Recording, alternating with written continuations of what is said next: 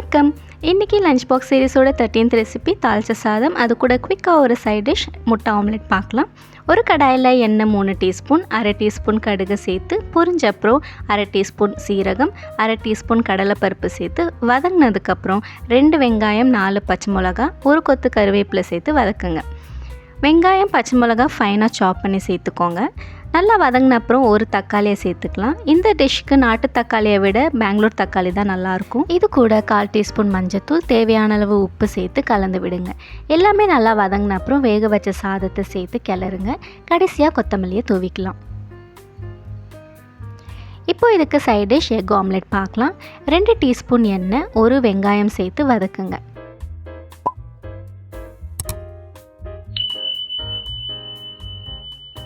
அரை தக்காளியை சேர்த்து வதங்கின அப்புறம் உப்பு, அரை டீஸ்பூன் மிளகாய்த்தூள், அரை டீஸ்பூன் மல்லித்தூள், அரை டீஸ்பூன் சீரகத்தூள், 1/4 டீஸ்பூன் மஞ்சத்தூள் சேர்த்து பச்சை வாசனை போனதுக்கப்புறம் கொத்தமல்லி அண்ட் ஒரு முட்டையை உடச்சி ஊற்றி ஸ்ப்ரெட் பண்ணுங்கள்.